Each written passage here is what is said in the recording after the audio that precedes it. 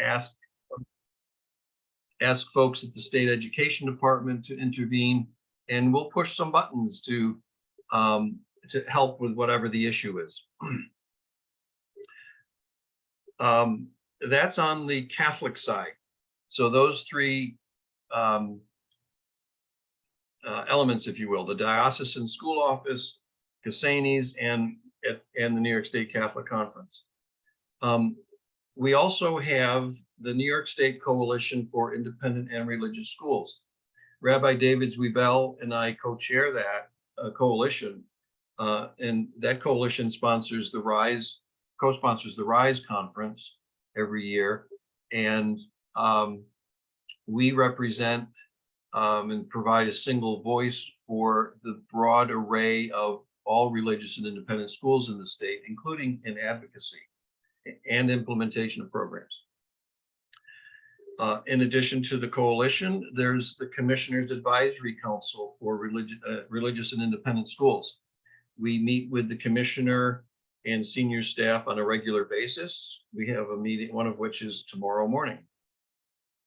That body also serves as a resource to you. At the State Education Department, another critical resource is the State Office of Religious and Independent Schools, SORIS. And that office, prior to, I actually can't remember when the SORIS came into existence, but its predecessor, the Office of Non-Public Schools, came into existence in 1979.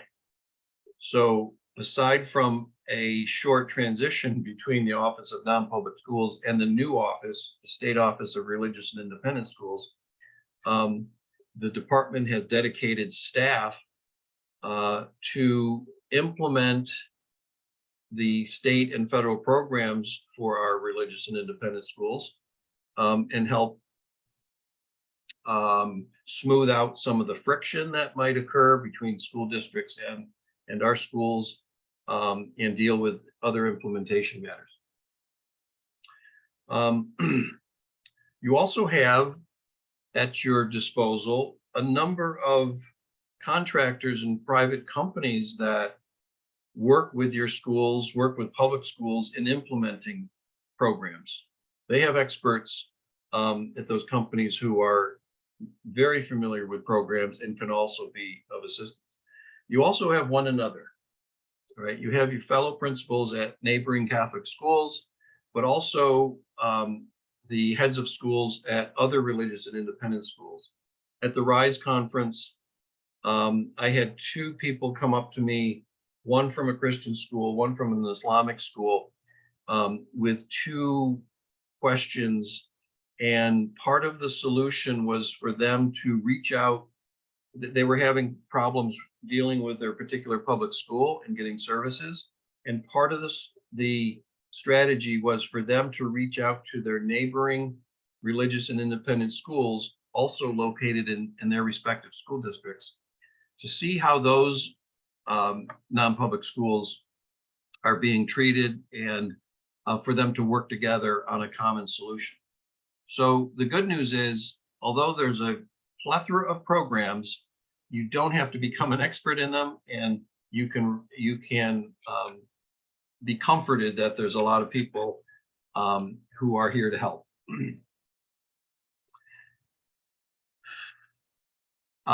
Why are these programs important? Well, it's clear when you hear about these programs, some of them are so critical to the operation of a school that if we did not have access to these programs, our schools would not be functioning, such as transportation services. New York is one of a good number of schools for which the state law requires school districts to provide transportation to kids to and from school, regardless of the school they attend, right? So that's a state mandate that school districts provide transportation for our students. Now, there are limitations. It's a 15-mile limit, and there are scheduling challenges and calendar challenges. But If we did not have transportation service and had to rely on parents paying for it, that would obviously restrict the access to our schools. So that's a fundamental service that New York State lawmakers provided for resident children and taxpayers decades and decades ago. Fundamental service. Nursing services. Section 9, most schools have a school nurse employed by the public school district.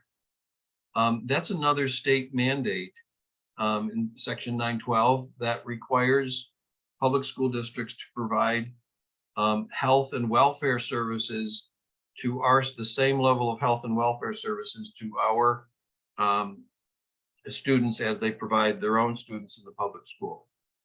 Does it always work out to be equitable? Absolutely not, right? In some cases, we've got full-time nurses. In a lot of cases, we do not. And it comes down to sort of student nurse ratios and enrollment and what are the health needs of students.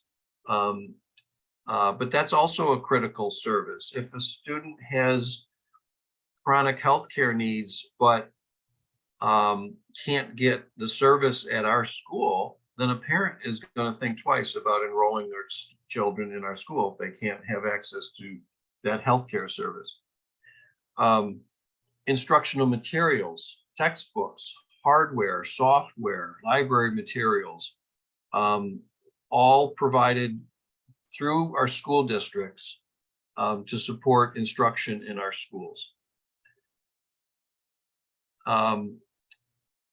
There are federal programs to serve Title I, to serve low-income students, and so students from low-income families. So based on poverty and academic need for those who need help in reading and math. Title I is the largest federal program to elementary and secondary schools. Title II provides, this was enacted in 1965 under the Elementary Secondary Education Act.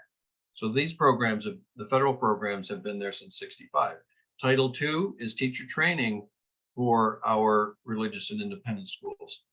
Title III is for English language learners. Title IV is for, actually Title IV currently is the very flexible bucket of money that you can use for a lot of things. It's almost easier to describe what you can't use it for than what you can use it for. Carol Hayes pointed this out in a talk, Carol, you gave some time ago. And I think one of the explicit prohibitions in using Title IV was the training in the use of firearms or something like that, yep. Right? So that was the only one that was explicitly, and that came from Texas. Yeah, so, well, no surprise there coming from Texas, but so Title IV is a fairly wide open bucket of funds. Now, the bulk of, actually all of the services that I've mentioned thus far, including the federal programs, these are services that are provided for our schools, but they come through the public school district. And that in and of itself has advantages and disadvantages. The fact that we don't receive the money directly helps to avoid some state and federal strings that would be attached to receiving money directly that would make it administratively very difficult for our schools. So there's an advantage there, but there's also a disadvantage in that in managing these programs, as Chris Riso, I'm sure will go into mention a few examples. Trying to get services provided through school districts can be, in some cases, like pulling teeth, and in a lot of cases, the relationships are positive, they're collaborative, and there are no problems. But in some cases, we experience hostility. In some cases, we experience ignorance or benign neglect, change of personnel. and therefore knowledge of the programs. So we get a full range. There are 4 programs that for which our schools receive a payment directly from the state education department, and it's in the form of reimbursement for the money that our schools spend in these particular programs. The largest of which is the Mandated Services Aid Program, enacted in part of mandated services is CAP, C-A-P, and that stands for the Comprehensive Attendance Policy. The Mandated Services Program, enacted in 1974, in essence, reimburses our schools for the time and effort we expend in complying with certain state mandates, but also the time and effort expended in administering state tests, which are voluntary for our schools. And one of the mandates, the largest mandate, is actually, I say the largest mandate, the mandate that amounts to the most reimbursement is actually taking of attendance. So out of the approximate $200 million that we receive in mandated services aid on a statewide basis, more than 150 million is generated by taking of attendance. So that's essentially unrestricted cash that the state sends a check to your schools that goes into your school bank account that you can use for payroll and paying the energy bills and so on. That's the biggest program, and there are only 5 states now that have that program. Ours was the first. Another program is academic intervention services. Very small program. It's only being spent at about $2 million a year. And that's reimbursement for, it's largely for professional development, but AIS, Academic Intervention Services, is intended to go to those schools whose, for those students who score in the lowest 2 quartile on state assessments. So it's driven by test scores on the state tests. The next program is that for which we receive reimbursement is non-public safety equipment, NPSE. And that program arose tragically out of the, or unfortunately out of the tragic, horrific shooting at Newtown, Connecticut. When that particular December after the shooting, lawmakers in New York and many states, in the following month, actually in January, when legislatures reconvened, one of the first things they did was to develop proposals to strengthen school security. And public schools in New York State received a 10% bump in their building aid. And that 10% bump in building aid would to be used for helping to make public schools more secure. We received a separate, because we don't receive building aid, we received a separate $5 million appropriation, which would be used to reimburse our schools for security cameras and various security initiatives. That program, beginning this year, has been enhanced. The funding is now 45 million. And that program has been enhanced actually several times over the years. And that program can be used for now, beginning this year, for remediation of hazardous conditions, including air purification. We're still working with state ed in writing the rules. This is brand new, but for air purification systems, repairing or replacing a leaking roof, structural repairs. That's critical because We have closed schools because we couldn't raise the money necessary to replace a $1.5 million roof or even a $600,000 roof. So now the state has money to reimburse our schools. So those new rules have yet to be fleshed out, but we're in the process of doing that. And what I refer to is, here's the last program for which we receive money directly, and that's the STEM program, but technically known as MST, Math, Science, and Technology. And this is also a first in the nation program where our schools receive reimbursement of a portion of the salaries of STEM teachers.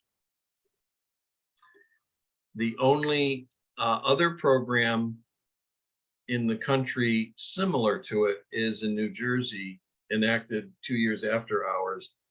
And they don't receive the money directly. They actually get public school teachers to come into the non-public schools to teach STEM. Very different type of support for STEM. We actually get reimbursement for this, a portion of the salaries. And so, Gerard, I'd like you, if you could, talk about how St. Mary's benefits from the STEM program.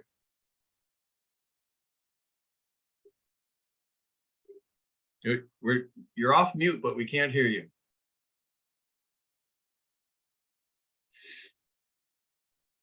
Well, he's fixing that. I actually had a conversation over breakfast today with one of the principals who told me that her school, elementary school, gets $100,000 for that program. Yeah, I'm sorry, Carol, did you say an elementary school? Yep. Well, K to 8. Yeah, K to 8. That's terrific. For some high schools, and Gerard, just cut in once your microphone is fixed. You still can't hear you. We actually have some high schools getting over $1 million in STEM reimbursement. That's a huge benefit. So that's a critical program. Mandated services in a lot of cases represents 10% of a school budget. Non-public safety equipment, the new rules that we're working with state ed on will be able to, if we're successful with these rules, we'll be able to help a school. For instance, there's a school in the Diocese of Rochester which just started a roofing project. They've been holding off on this. And every time it's rained for the last 4 or 5 years, they actually have buckets and pans in the hallways and in classrooms collecting water. And they realized if they can't raise the money to fix the roof, they were going to have to close. Now that we have this program, if our proposal is accepted, that school will be able to get reimbursed for their $600,000 roof project and get it reimbursed in 3 years. You can't get a construction loan that'll cover that quickly. So Testing 1, 2. It'll be a phenomenal program. He's Gerard, coming. try it again. Testing. Yep, There got you go. Got you.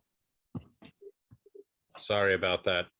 Not at all. So if you could talk about how St. Mary's is benefiting from the STEM program. Sure. So just full disclosure here, I'm the principal of the high school. I work closely with the elementary school.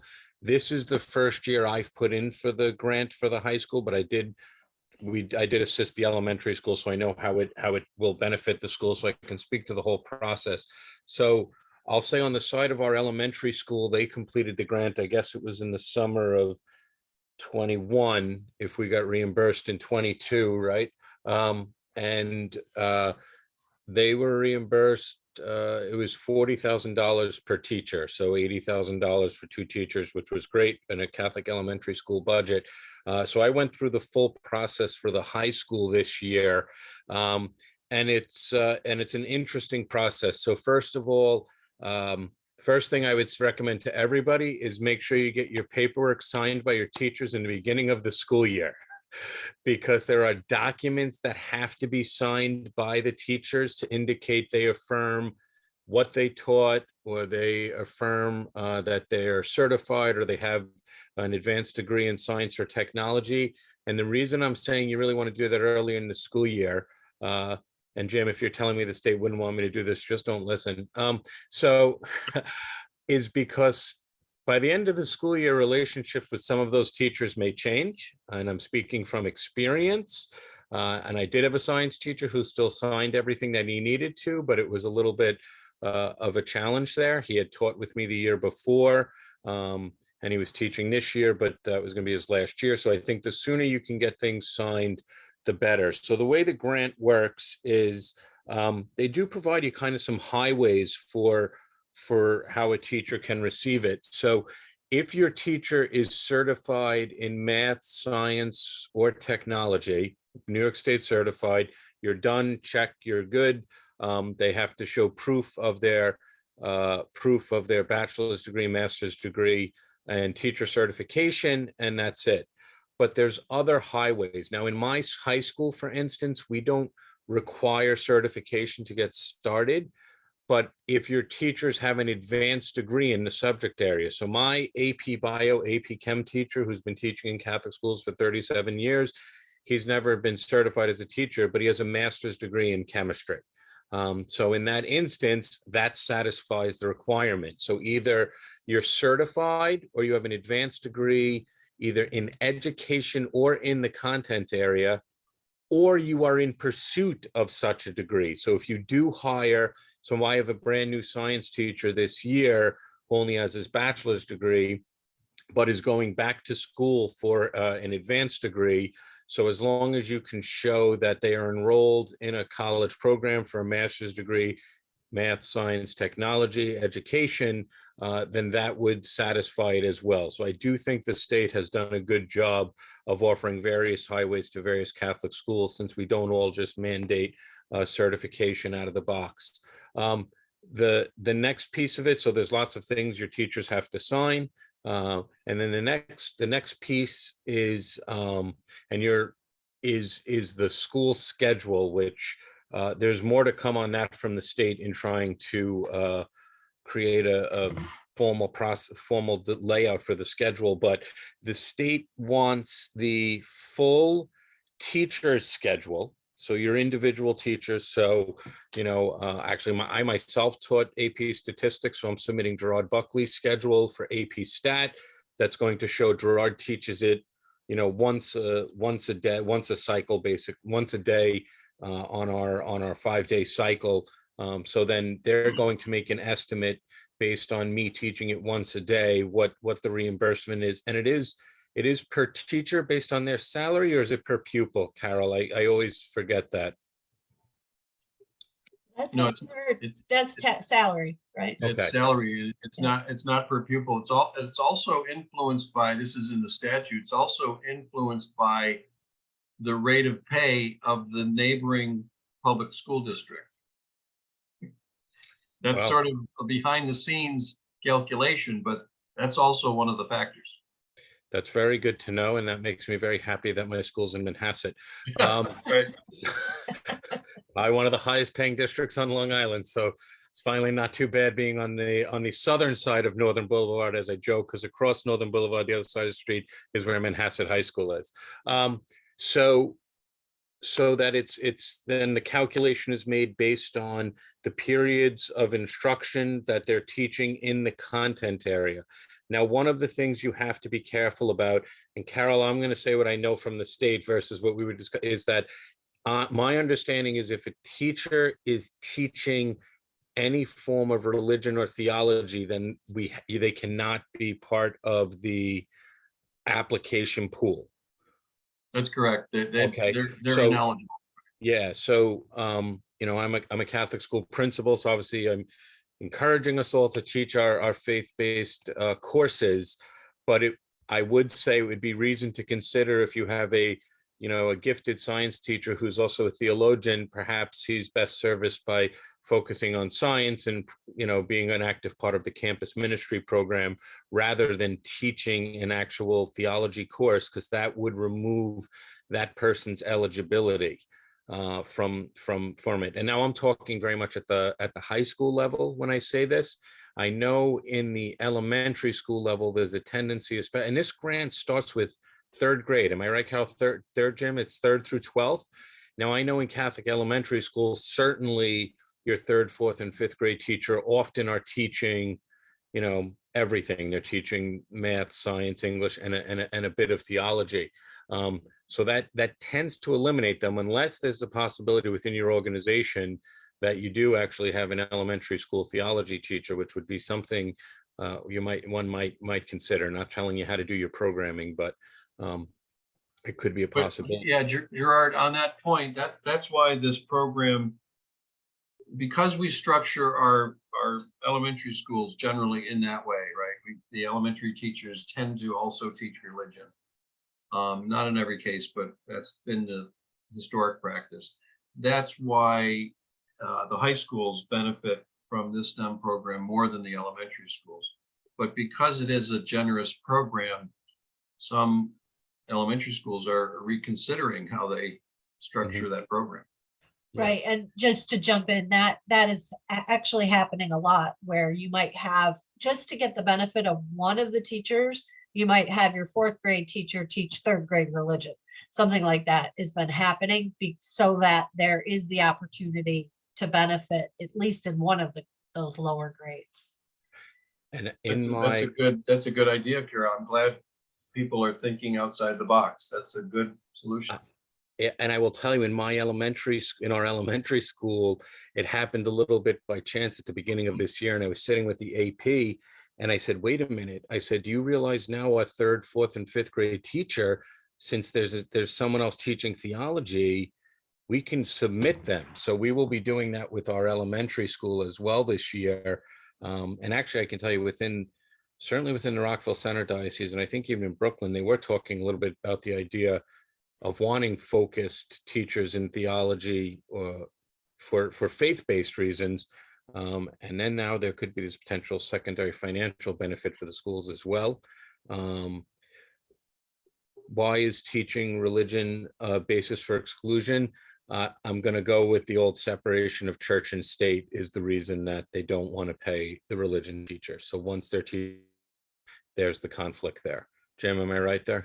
Yeah, that's correct. It's based on federal and state constitutions and case law that our programs cannot,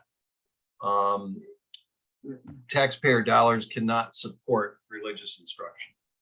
And for instance, the federal programs that I talked about, Title I and Title II, all those programs, they have an explicit prohibition that none of the funding can be used to advance religious instruction, proselytization, and so on. So that's been case law for generations. Can I may I jump in with a question? What if that science teacher just comment, especially on the lower grades, is what I'm thinking, says, isn't it wonderful how God created our bodies? Would that then become, or could that become a source of contention where we could lose that funding, or that teacher could then be excluded? Well, so far, the state has not gotten into, nor do I anticipate that they will get into that level of scrutiny. They will look at what the teacher's responsibility is, what they're certified in, and it's not so much a matter, there's no prohibition for a science teacher, a math teacher, from using religious-based examples in their instruction. It just can't be religious instruction. Yeah. Thank you. How they determine that is they're looking at you have to produce and provide the actual teacher schedule day by day, and that has to mesh with the school schedule so that they can match the two together to say, okay, this teacher is never teaching a religion theology class at all in their schedule or in the master schedule. I had, Margaret, I had the same concern when I was in Albany and was asking the same thing. I said, especially, for example, I have two sisters, Sister Grace, I have two sisters in my school, two sisters of Mary, Mother of the Eucharist. And I said, if those sisters are only teaching a math or science, am I going to run into an issue? But the answer was no. So I just want to sort of recap all of what Gerard just pointed out. Sounds complicated, and it is fairly complicated because it's the first in the country program. The state has to scrutinize the applications, make sure they're not supporting religion. The program is to support STEM instruction. And there's all sorts of calculations that have to be made in order for any school to get their reimbursement. Every application from every school has to be finalized. So it's complicated, but once you're in, and once those teachers have been approved in 1 year, reimbursement thereafter is very easy, because the data that is provided to the reviewers at State Ed remains on record. And if you're applying, excuse me, my dog is acknowledging that my wife is home, I hope. If you've got the same teachers in that application, then it streamlines the application. So maybe there's a deer outside, sorry. Joey, you have to leave it, buddy. Good boy, leave it. So it'll become easier, just like all the other programs, because they've been in existence for years, they're more easy to implement, and we're hammering out the kinks in this STEM program. So Carol, I just want to, if we're going to go in breakout rooms in 5 minutes, Chris, are you still in the car? Yes, I'm still in the car. Are you comfortable with, or we can do it maybe after the breakout rooms, just going over a little bit of your role and how you help your principals with these programs? You know, it might be a little bit better if we wait till we get to the breakout rooms, because I'm about 10 minutes from home. Great. So it might be easier when I'm on my computer back in my house. Yeah, okay. But let me say that Chris has done enormous work in creating some documents for the principals in the Diocese of Buffalo, and helps them out in a variety of ways, all of which those documents Chris is happy to share with any of us. So we can post those. Or They are already posted on their pages. Excellent. And, Thank you. Yeah, and obviously, Carol, if you notice that while we're talking, if one of those documents is useful, you could just pop it up so everybody can see it. Can I just jump in with one more thing about that MST grant, if that's okay? Please. The one thing I would say is Jim's right. It probably does sound a little more complicated as I was saying things. But Jim's right that the first time you do it is a little more challenging. It comes down to certifications, signed letters, and a teaching schedule. If I could make it in simplest terms of the big picture, what you're thinking. But I was just up in Albany with all these other principals, school building leaders. I had dinner with a group of elementary school principals who are in the same diocese as me. And around the table, a majority of them were not taking advantage of this. So it is money that we should be, for our schools, definitely pursuing.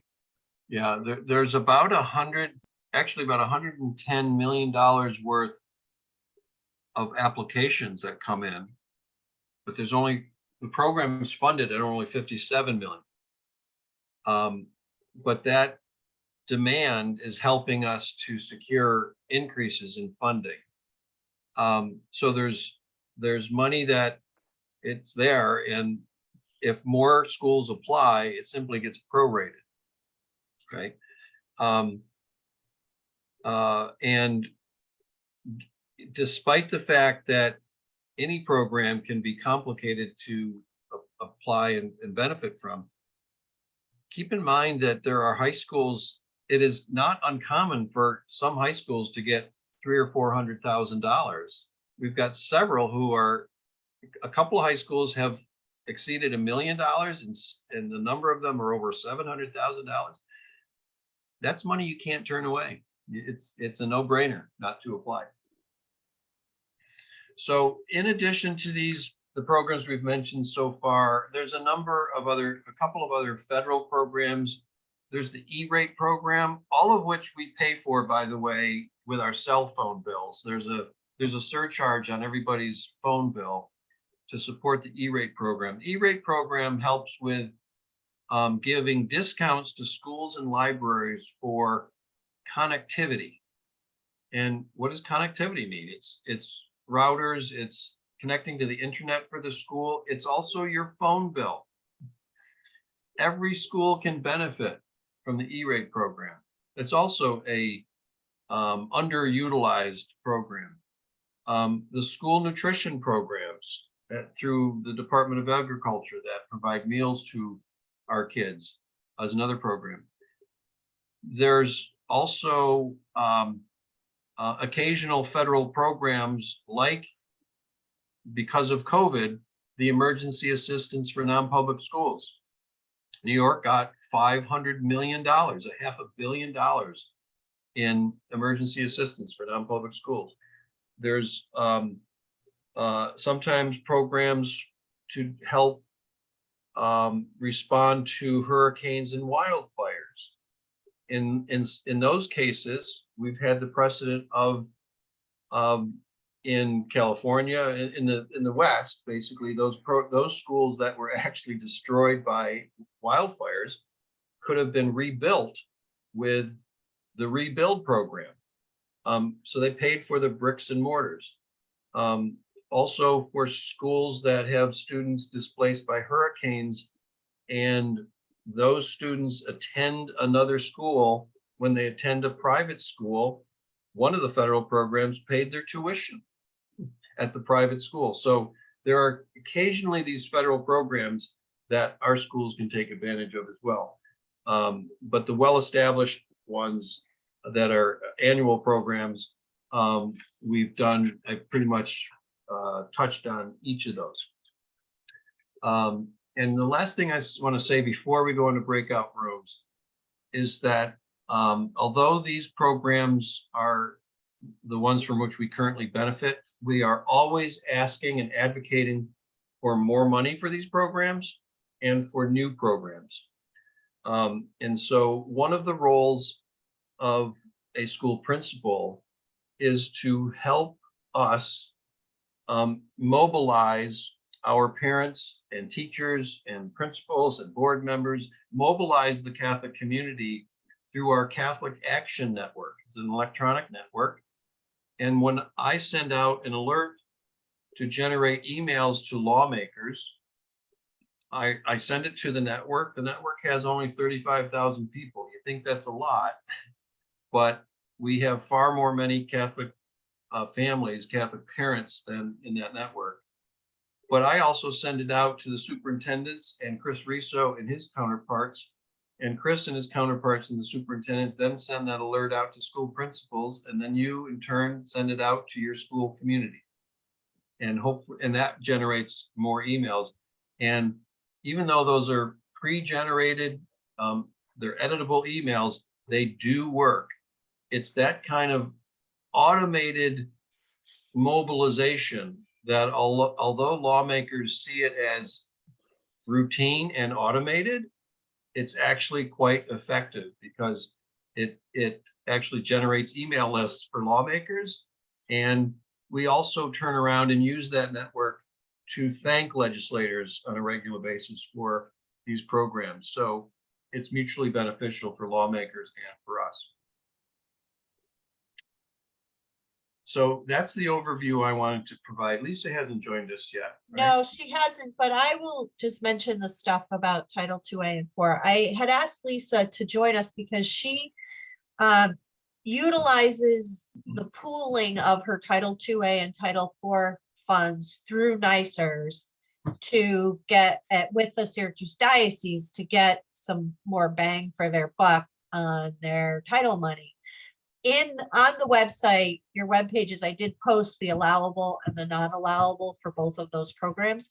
Title IIA has, over the last few years, school districts and the state have kind of narrowed, it's geared to professional development, and they have narrowed it a little bit to professional development with a larger focus on mentoring and coaching programs, and then non-standalone professional development. So if your school's doing an ongoing, oh, Lisa's coming on right now.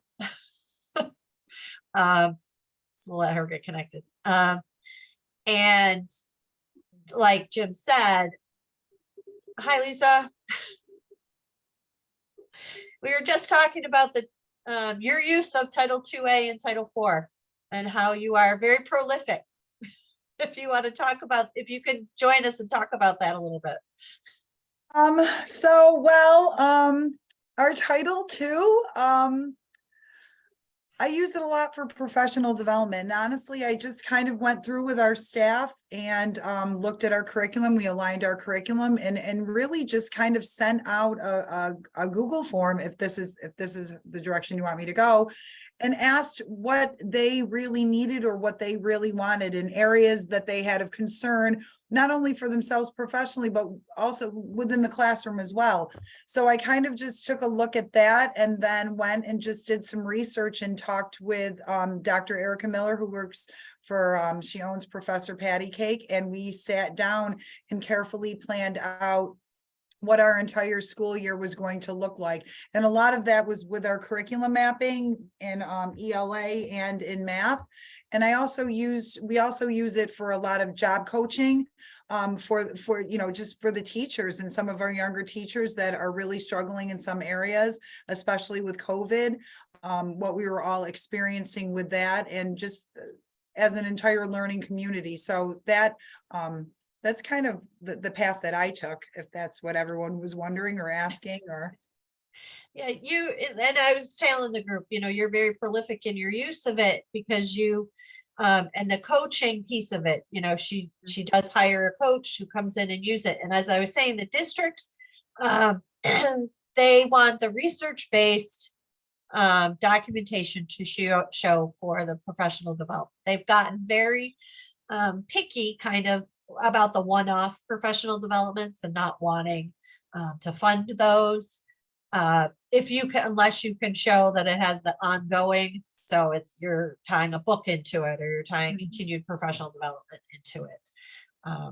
But that was what I wanted, because Lisa I process her stuff. She does a lot of stuff. She's one of the best. I have to say, Lisa, you're one of the best out of all of the schools that I work with who really does focus this on their teachers. So let me talk about that process for a moment, because that's important. The friction that I talked about, that I mentioned earlier about, some school districts aren't as friendly or cooperative in complying with the law and giving our schools the services to which they're entitled by law.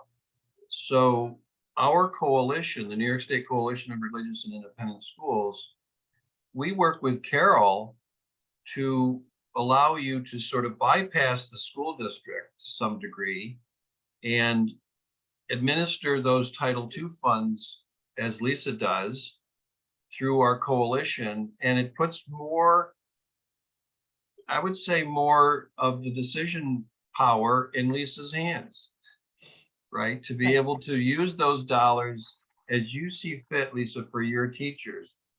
Because in some cases, the school district, well, in every case by law, the school district makes the final decision on how you can use your money. But you can ask your school district to shift your money to a third-party provider, and our coalition is one. And that's what Carol's referring to when Carol says she processes Lisa's Title II money. That's the service that our coalition provides, one of the services. And so if you have difficulty in working with your school district, that's one of the solutions. Lisa, I'm sorry, I cut you off. What were you going to say? You're on. At first, when I realized when I had taken over 3 years ago, the administrator prior to me didn't use a lot of the money. And so I really didn't know what it was. I was like, well, what is happening here? We have all this money, and I've used a lot of it over the last 3 years, but I think that focus on looking at what your faculty really needs, and I've used it for even for additional staff, like some of our teachers' aides as well. Like, what areas are you struggling with? Maybe it's working with students, maybe it's the emotional piece, maybe it's just classroom management, and just just those basic teacher aid skills that would be beneficial within the learning environment. And that really for us has it really has made a difference, honestly. And it builds up a lot of the confidence, especially with the new teachers, the younger teachers, and even some of the older teachers, like moving towards the technology piece, like I said before, everything that we've experienced with COVID. So I love it. I think it's great. And the coalition is great. It's just, you send your paperwork over and it's all done, and you guys are great. So. But this also is a program that schools don't fully utilize their funds. And so we find through our work and through Cassani's work and NYSERD's work, schools that just don't take advantage and use their money, whether it's because it's difficult working with the public school district, or they just, they'll say it's not a lot of money, so they don't bother, which is a shame, because it's like, it's free money. It's your money. So it's your money to your population generates, your student population generates these funds, and to leave it unused, eventually, after a year or so, it will revert back to the school district. And then, so you don't use it, you're just giving it back. And it's a shame. Even the little bits of dollars, you can use it for something, because you could. So for example, you only have $200. You can buy each of your faculty members a book and run professional development from that book using that money. So we can help you figure out how to spend your money. Regarding the Title II, I've had a very good experience with it in my current school district. I worked in the Brooklyn Diocese 13 years, and I think in Brooklyn there's a different method by which that money runs through. I think it's a lot of partnerships with colleges and universities, and it was but I'll tell you, in Manhasset, in my school, I meet with the person who oversees it. They tell me per pupil what I am allotted. And it's paid for my teachers to go for the AP workshops for a week, whether that was at Fordham University, St. John's University, or even if it's a day workshop. And they reimburse for, as long as the money's available per pupil, they'll reimburse fully for travel, or per mile if you drive yourself, reimburse for hotel. Now this might be specific to Manhasset, but they paid for me to go to the NCEA Catholic Leaders Workshop in Indiana in 2019 because enough of the presentations were secular based and not religious based.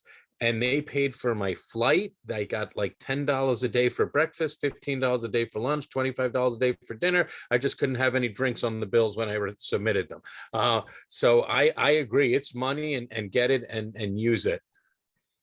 Gerard, did you tap into your Title II to attend the RISE conference? I intend to, yes. Right. So I'm so glad to hear that Manhasset is one of the examples where a school district is not only complying with the federal statute, they're helpful and they make it easy for you. They do. And it sounds like they're probably more the exception than the norm, but they really are very good. They meet with me at the end of each summer or just before, and review everything and remind me to have my teachers submit for reimbursement. So I'm very grateful for that. Yeah. I So picked up 2 checks today, Jim, for RISE from public districts, Dryden and Binghamton. So they paid for their teachers to come up to RISE, or principals to come to RISE. yeah, that's terrific. So Carol, if it's, and if it's all right with everybody else, we have such a small group. Yep. Do we need a breakout rooms? Nope. Let's go, let's just go into, if people have questions, before we do that, Chris, I'm glad you arrived home safely after your, what, 5-hour drive? Yeah, something like that. And a Chick-fil-A stop in the middle. There you go. Um, Chris, could you just review how you work with your principals, the resource that you provide professionally for your principals with state and federal programs? Sure. I mean, we're lucky in our diocese that, I'm the devoted assistant superintendent of government services. So my job is just to make sure that I understand all the regulations as best I can so that I can help the principals as they navigate their paperwork. I mean, ultimately, they have to fill out their own paperwork. I can't do it for them. We're not set up that way. But definitely, if they have questions about how to get into the online programs, how to use the business portal, how to what the programs even are, and what types of expenses might qualify for reimbursement under AIS or non-public safety equipment. But definitely, when I first start, when a principal first starts, I have a series of, I call it a government services orientation. So I have a couple, a million pages to scare them with about all the different programs. But the good news is it's all services and money that's available to them. It's very intimidating. I know Sister Grace is laughing at me, because it is intimidating when I come by and explain all the programs that Jim just mentioned on your first day of work. I mean, it's not the first day, but within the first month. But the reason I do it is to make sure you at least have it in the back of your head about what these programs are, and that when you finally have a minute to think, that you might be able to go back and think about how you might use those programs and best implement them at your schools. So I have like a principal's orientation.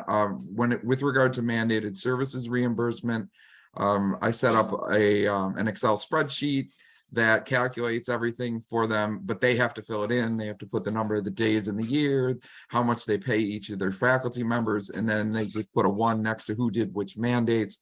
It's like a giant calculator, and it does all the work for you.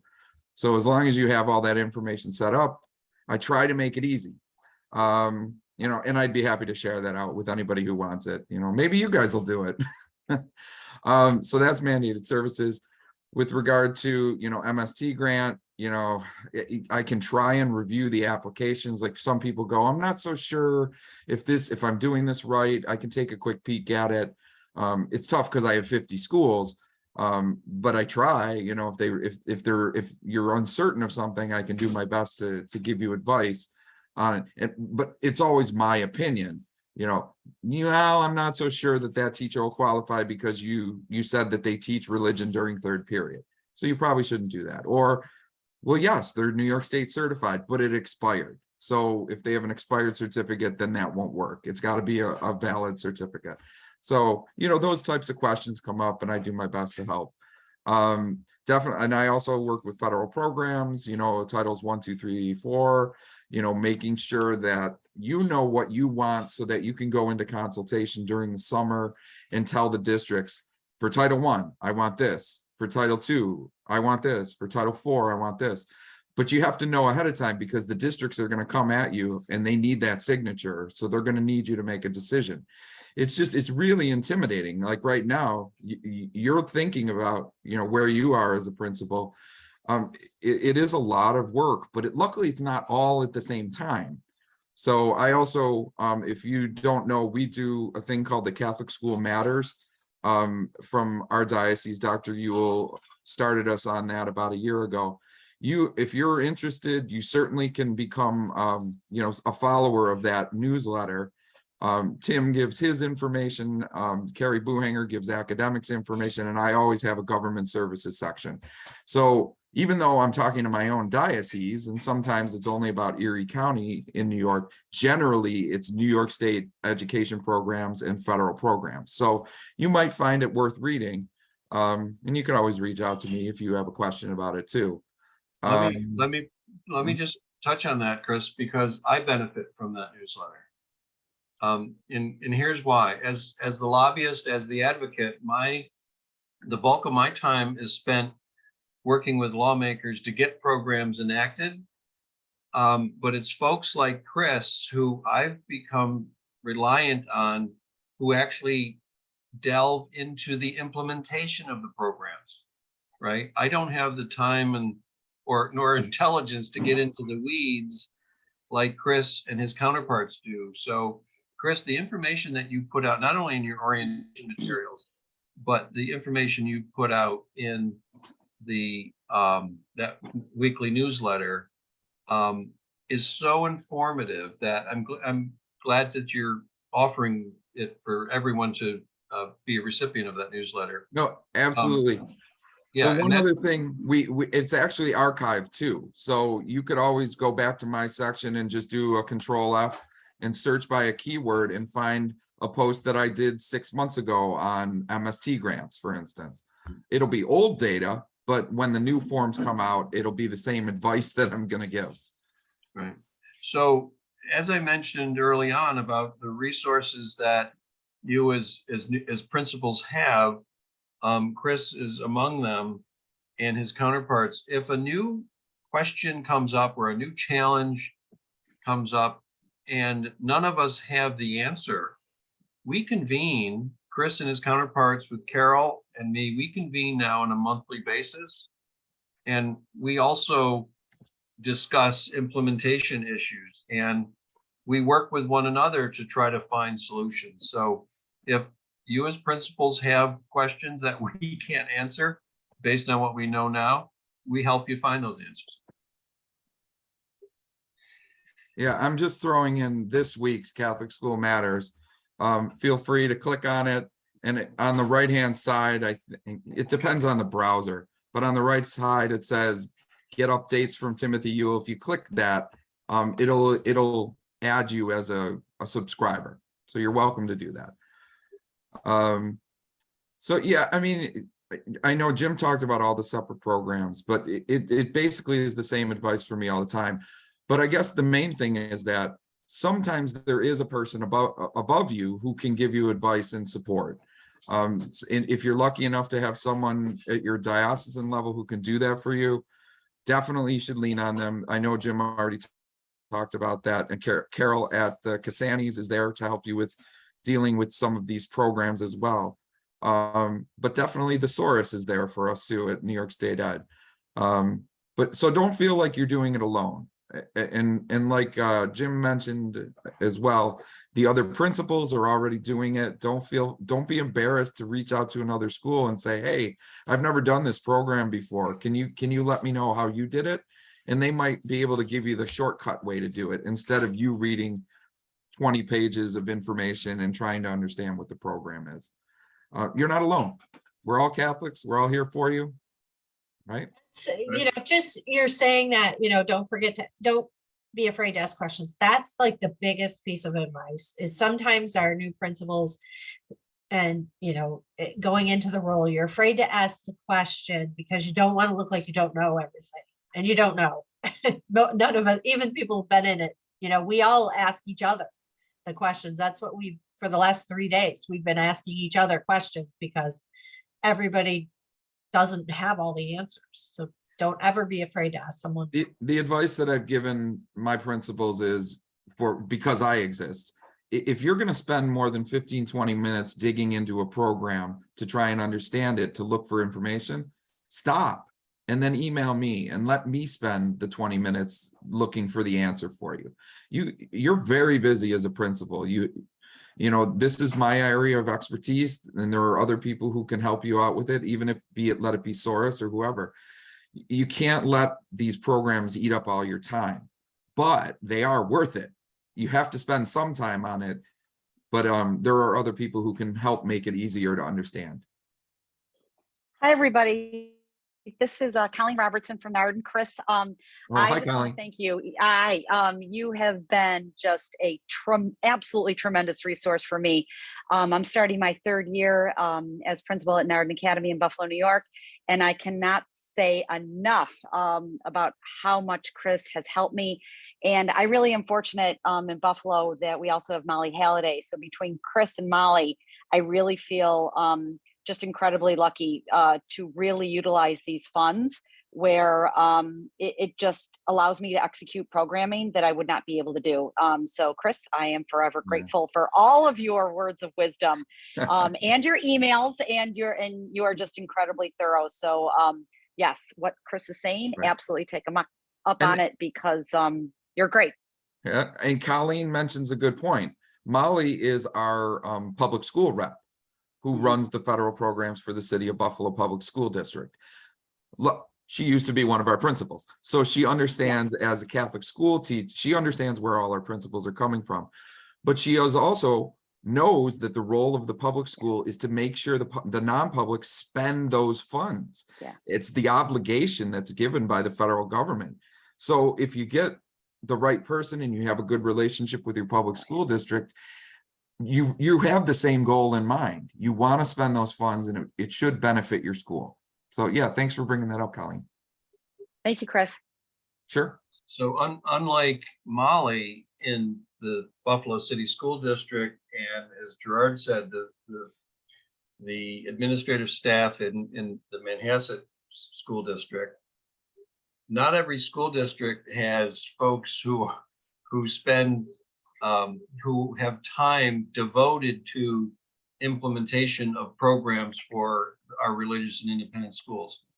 And in those cases, it's much more difficult because they don't have the time or perhaps the knowledge and resources. That's where our coalition can help with the pooling and the shifting of those dollars to our coalition. That's where SORUS can help. One of the provisions in federal law that was enacted under President Obama, because of the friction and challenges of implementing this federal law from 1965, the new law requires every state to establish an ombudsman who's responsible for enforcing the equitable services provisions of this law to ensure that our kids and teachers get the services to which they're entitled. And New York State's ombudsman is Assistant Commissioner Christina Coughlin. So she is a resource in and of herself to intervene with school districts to try to not only smooth out that friction, but ultimately to get them to comply with the law. Yeah, Jim, I forgot to mention that too. That's part of what I do as well. So if you call me and say a district is, you think that they're not following the special ed regulations, or you think that they're not giving you the transportation you think you're entitled to, usually I'll talk through the issue with you and say, you know what, you're right, they're not doing that. Or I'll say, you know what, unfortunately, they're doing what's legally required to do.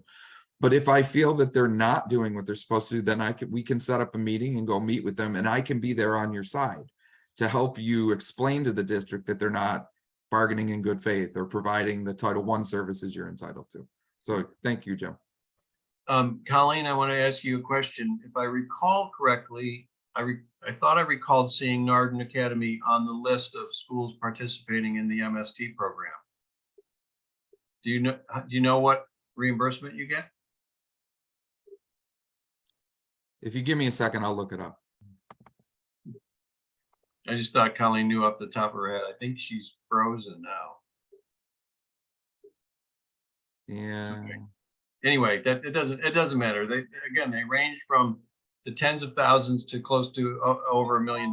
So just wanted to get Narden's take on it. Yeah, I don't think Narden applied last year. Oh, wait. Hello? Yeah, Wait. gotcha now. Oh, you got me? Okay. We did apply, and I'm also really fortunate to have our CFO, Greg Altman. So we did exactly what you were describing, where we got all the math, science, tech teachers. I believe that we did the application. It was late. And I think it was Gerard that said, do it in early. But I think that landed with us. It was late in June. So I'm not sure of the funds that how much we received from that, but I know that we did apply for it.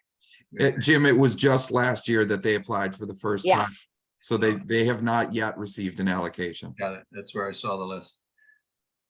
Yes, and right, so it was late in June, and that's what I was gonna ask, what usually the turnaround time is for the for funds to come to school. Oh, that's a funny one. That's a Well, funny. everything has been changed since COVID started, but we were told and by several people that MST funds for a year ago, not this current August, but the year before that, will be paid out within pretty much by Christmas. Okay, so then but we're probably, a year and a half probably, we're a year, okay, so then we're probably about a year off, I would imagine. if we're lucky by the end of the school year, because they're Okay. getting caught up on paperwork. Yeah, and that's when Greg came and told me about this and we were talking about it, how to get all the teachers together, we just thought this is too good to be true. And we were able just to get all the teachers, get all the documentation. But yes, it's absolutely, it's so much easier to have all their documentation, their certification, scheduling, that information readily available so that it streamlines the application process. Great. Carol, are we finishing at 6:30? Yes. So, Sister Grace, Tricia, Elizabeth, Katie, Jonathan, you have questions for any of us? Questions, concerns, worries, what we can help with?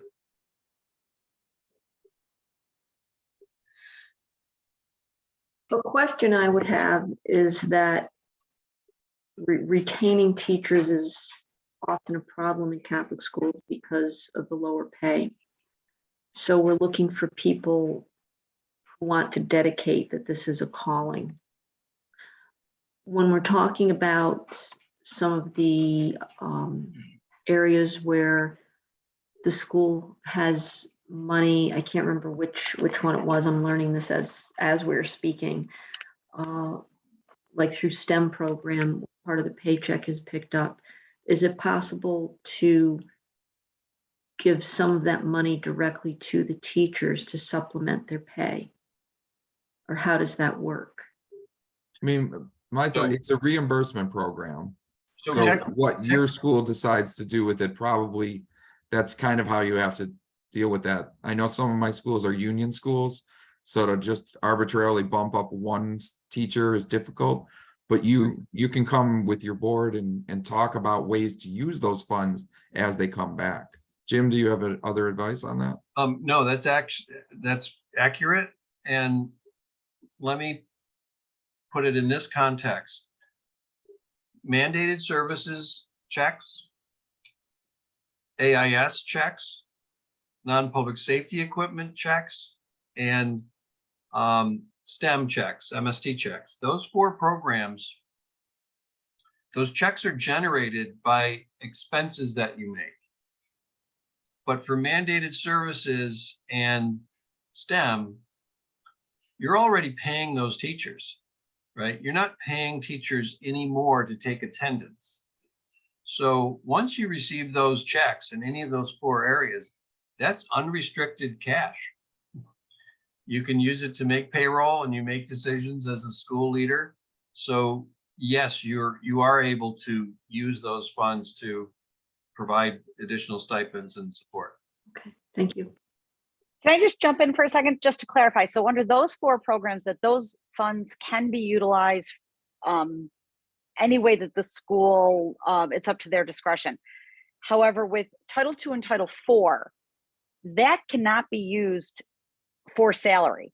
Am I correct on that? Okay, that is completely, and am I correct with Title I, that Title I can be or cannot be? Just for my own clarification.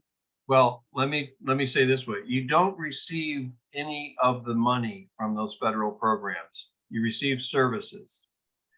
But, okay. And I'll have Carol and Chris speak to this, but for Title I, it is possible for the school district to contract with a Catholic school teacher and use some of the Title I money to pay for that teacher as a contractor of the school district.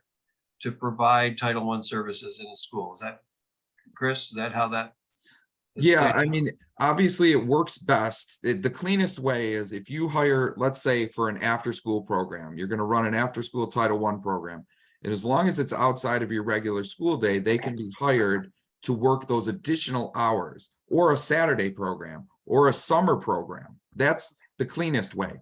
But at one of my schools that I worked with, I hired a teacher as a Title I teacher by the district for half of the day. And then I hired them for the other half of the day. The problem is then you got to deal with your union or whatever about whether you can provide benefits or not, because you can't really. It's a part-time teacher from your perspective, but really they're working a full day. So there's just a lot of flexibility with that, but definitely you can help your teachers out with some extra hours, or you can find a way to provide a program you couldn't afford to provide on your own. You Sister can't- Grace, Okay, yes, that's what I wanted to clarify, that it really should be outside of the parameters of the school day. To make it a lot easier, to make it cleaner, correct? And you can use it for stipends outside of the school day. So I have a St. Joe's in Buffalo. They stipend their teachers to do PD out, weekends or after school or in the summer. And they set an hourly rate and they use their Title I for that. Title II-A. Title II. Yeah. Sister Grace, you had a question? No, I was just saying that for Title I mean, with the public school that we work with, they agreed and hired one of our teachers to, do tutoring for Title I after school. Which is perfect because the kids know the person. They're more likely to be successful with reaching those children. But sometimes it's nice to have someone who's not one of their teachers be the tutor. So you could hire someone different. Or the district can find someone and hire someone to place during the school day or outside of the school day. There's a lot of flexibility. Including working with third-party providers who are not school district employees. They're a third-party contractor who can provide those services. So with that, I was having a conversation with someone from a Christian school today about that and how they were using Sylvan Learning to provide their AIS and their Title I services because there were no teachers, and and there's restrictions on Title I teachers as far as certification and those kinds of things. So they reached out to Title I. I know we have a number of schools in the Archdiocese and other places that use Catapult Learning to provide those services. Actually, for our ends, the civilian company, they were looking for a teacher because they have hard time finding teachers. So I recommended one of our teacher, that we hired for Jim, and she's doing the tutoring as well.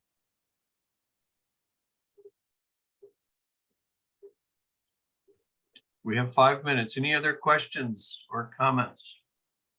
Actually, I don't understand much of the E-rate that you talked about and how that is utilized. So E-rate was enacted in 1996. It's part of the Federal Telecommunications Act, and it is not a funding program, it's a discount program. So when we all pay for our cell phone bills, there's a surcharge on that generates, I don't know how many hundreds of billions of dollars nationally. And those dollars are used to provide discounts for largely connectivity services. So when an internet provider or your phone bill, and Chris helped me out with other eligible expenses. When those Routers, switches, switches, anything to help you with your internal Wi-Fi. When you have a contractor give you a quote on what that's going to cost, that cost is then discounted. So that contractor is going to charge you less based on that discount, and the discounts are calculated based on poverty data of the student. Of your school. Right. But I think if I recall correctly, everybody gets at a minimum a 20% discount. Yeah, it's a minimum of 10 or 20%. The important thing to think about E-rate, I'm just starting to get to understand it a little bit better, is that it's a forward-thinking program, so that you have to put in the application. If you're going to buy routers and switches and things like that, you have to apply ahead of time, get approval to purchase those things, and then it's like a year later, you'll get the official that you can get that discount. So like you can't buy it and imply to get the discount after the fact. You have to get approval to get the discount. Your internet service bill, that's not on the same, that's not counted. You just submit your bills and you get the reimbursement. Generally, is that the same with your phone bill, Chris? yeah, I think they've actually moved away from covering phone bills, that it's only internet now. Okay. Because they just don't think of phones as the technology that they're willing to support anymore. So it really comes down to, if you're going to do like a major infrastructure project to update your Wi-Fi, get new routers and switches, and you're going to do it anyway, you may as well go through E-rate. We found the vendor that we use to apply for E-rate charges like $400 an hour for the application. So whatever you're going to get in benefit, you want to make sure you at least cover about $800 to $1,000 to $1,200. Otherwise, it's not worth it. You're just giving it away and giving it to the person who does the application, because it is a very complicated application. Like I wouldn't recommend anybody take that on your own. I would work with a vendor. I think Fax Management does it too. Yeah, fax management. There are actually a lot of contractors, consultants who work around the country and in New York State. So I'm glad you said that, Chris. Those contractors, or your private businesses, serve as a resource as well. They have expertise. Yes, they charge some money for their expertise, but by doing that, it takes the headache away from you as school leaders, and you still benefit from the program.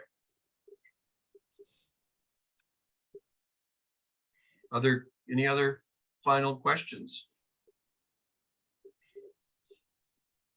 All right, well, thank you, everyone. I appreciate you coming along tonight. I'm gonna work on, because Sister Grace is having a problem with the badge list, so I'm gonna just work on some notes for that for tomorrow, and I'll post that. But if you haven't, and you've been able to get in and you haven't done your last one, you'll have another one coming up tonight, or not today, this week. Carol, I think it went through. I figured it out.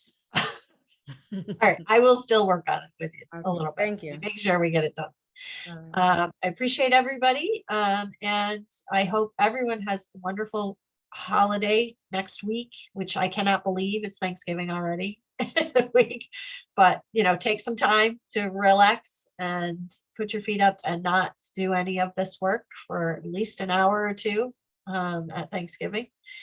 And if you think of something you have a question about, email me, email Jim. I will provide you have their emails, because I put them in the email that I sent out this afternoon. So you have everybody's email, that if you come up with a question, like Chris said, he works in Buffalo, but he's happy to help you if you have a question, or, you go back and you're talking to your principal and about some of these programs, because like Gerard said, some of these programs, go underutilized. So check with your principal and make sure they're doing what, participating. Margaret, you got some last words? The last piece of business is, don't leave money on the table. Yes. If there's money there, we need to take advantage of it. And I know as a principal, there were times where you're like, it's going to take me 15 hours to get $200. Chances, the second time you do it, it's not going to take you 15 hours. But the next time that you do it, there may be $400 on the table. But if we don't, if you don't use it, we lose it, and we don't want to lose it. We need all the money we can have to put to the service of our children. And I did just quickly think of another question. You know how there were vendors that used to help with mandated services? Do we have vendors yet that are doing the STEM applications, or it's too new? Well, STEM is actually in its 5th year. Yeah, but I'm not I'm not aware of any vendors, contractors on STEM MST. Mhm. Chris, are I haven't you? heard of Gerard, anyone. are you? I haven't heard of anyone. Just curious, it would be a nice little pocket change for someone if they could find a few extra hours to put that together, Right. because that would be a big help. I mean, I would have paid double to do my mandated service application, because the money that came in was very helpful. And if we could do the same thing for STEM, I think that would be really a benefit for people. Gerard, you're interested in moonlighting? Well, you know what I was going to say though. My feeling is the STEM grant is primarily data collection and not so much calculation. So it's a lot of dirt. You want to know the truth? Give a good stipend to your assistant. That's who did all the work for me back in August. Is my assistant, who was chasing people down and coming in an extra day to make sure things were done, because it's really pulling things together more than some of the analytics I think that go into mandated services. But if I can come up with a program, I'm happy to work with all the dioceses across New York. And Colleen, get those signatures now on Yes. all those things before they leave For in June. sure. And say, Yeah, for sure. get the signatures now. We have to get the processes in place, and once they're there, then it's a folder. Once you get it done, but Yeah, the Easy as tricky part is there's no forms to get signatures on yet. But once those forms come out, get Then you those have to signatures. thank you all for being here. Thank you for your help with anybody who's looking to take up the mantle of leadership or to continue keeping it. So it's very important. And thanks, Carol, for being here and for all you did and continue to do. Thank you, everyone. Have a happy holiday, everybody. wonderful, Happy Thanksgiving, everyone. holiday. Take care. Take care. Bye now. Thank you. Carol, Yep. I just have a quick question. Sure. Is there a way that, can you send an email just to verify that I was on today's session and that I was in the October session as well? Yeah, Sandra asked me for them. So after I gave her attendance last time, and I'll send it. I can send it to you too, but I did send it to Sandra last time. Oh, you did? Yeah, if you I could did. just send that to me as well, that would be great. Sure. All right, thank you so much. No problem. All Take right, care. bye-bye. Bye. Thanks, Chris. I always stick around just in case, so, all right. Anybody need anything before I go? Everybody's. No, just, All right. oh, here we go. Bye-bye, Sister Grace. Okay. I always disturb you, so. No, you got Oh. another question? Do you have a question? No, I don't have a question. I sent email to you. But Yeah, it's I not was- that you will answer me. That's okay. Yeah, I was in Albany, so Yes, I it's know. been- I it's been realized that. tricky. Mm, So I'll get back to you probably tomorrow. sure, no problem. Thank Thank you, you Edison. so much. Take Bye-bye. care, everybody. Bye. Bye-bye.